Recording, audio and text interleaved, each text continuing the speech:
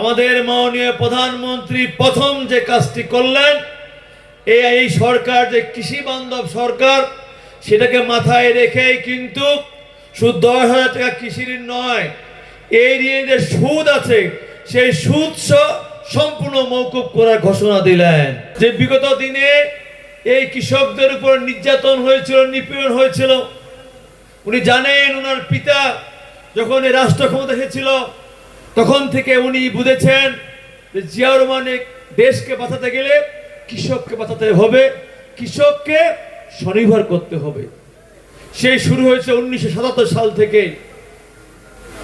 এই যে শুরু হয়েছিল কৃষকের নিয়ে কাজ করা, সে আমরা এখানকার গ্রামে গঞ্জে মানুষ আগে একটি আবাদ করতাম, মনে আছে? এই জিয়াউর রহমানের কিন্তু সেই সময় ইরি ধান নিয়ে আসলো, মনে আছে আপনাদের? সেই ইরি ধান কিন্তু আমাদের প্রধান ফসল হয়ে দাঁড়িয়েছে। সেখান থেকে জিয়াউর রহমানের পথ ধরে খালেদা জিয়া সরকার গঠন করলো, করে কিন্তু 91 সালে কি করলো, 5,000 টাকা কৃষি ঋণ শেষে মওকুফ করলো। এই ধারাবাহিকতা আসতে চলছে। কিন্তু বিগত দিনে সরকারগুলো কৃষকের কথা চিন্তা করে নাই, ব্যক্তি স্বার্থের কথা চিন্তা করেছেন এবং নিজের দলের স্বার্থের কথা চিন্তা করেছেন। সেই চিন্তা থেকে আজকে আমাদের কৃষকরা লোন নিয়েছে, ঋণ নিয়েছেন। সেই ঋণের বোঝা নিয়ে এই যে এখানে বক্তব্য দিল তহিদুল, তার হৃদয় নোংরানো কথাগুলো আমরা শুনলাম, জানলাম। এইরকম হাজার হাজার তহিদুল এখানে আছেন তাদের হৃদয় নোংরানো কথা বলার জন্য। হাজার হাজার তহিদুল ইতিহাস আছেন, কারণ আমরা প্রায় 6,000 কৃষক শুধু বোদা উপজেলায় এই ঋণের বোঝা থেকে মুক্তি পেয়েছেন।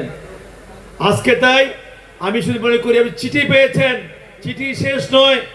আজকে আপনাদের ঋণ মুক্তি সনদ দেব এবং এইখানে যাদের জমি জায়গা দলিল পত্র বন্ধক আছে না আপনার, সেই বন্ধকি দলিল পত্র আমরা ফেরত দিয়ে আপনাকে সারা জীবনের জন্য আমরা এমন একটি মানসিক শান্তির প্রসাদ দিতে চাই, যার জন্য আপনি দীর্ঘশ্বাস ফেলে আপনি একটি সুন্দর জীবন অতিবাহিত করতে পারেন।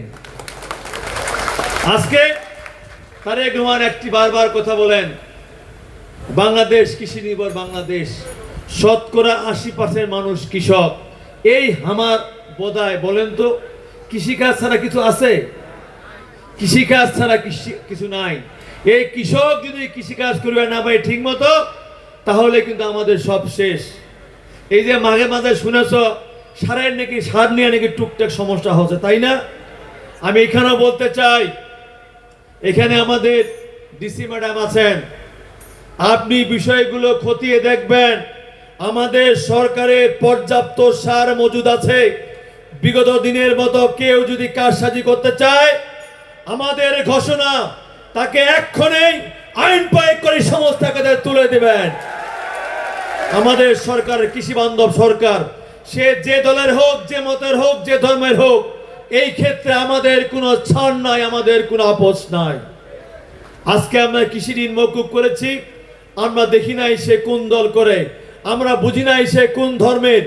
আমরা কৃষক বাঁচলে দেশ বাঁচবে, কৃষক উন্নয়ন হলে দেশের উন্নয়ন হবে, কৃষক স্বাবলম্বী হলে দেশ স্বাবলম্বী হবে। আমাদের তারেক রহমান সরকার সেটাই চিন্তা রেখেছেন, সেই চিন্তায় আমরা বাস্তবায়ন করতে চাই। আমরা প্রায় 10,000 কৃষককে এই কৃষক কার্ডটা দেব। একসঙ্গে সবাইকে দেওয়া যাবে না, পারা যাবে না, কেন ওগুলো অনেক ডাটা নিতে হয়, অনেক নিয়ম কারণ, যেটা একটা আমরা প্রথম দিয়েছিলাম 5 পিরিয়ড 3টি ওয়ার্ডে, কাজে সে সময় লাগবে। সেইভাবে আমরা এবছরে প্রত্যেকটা উপজেলায় কমপক্ষে 10,000 কৃষককে আমরা কৃষি কার্ডটা দেব।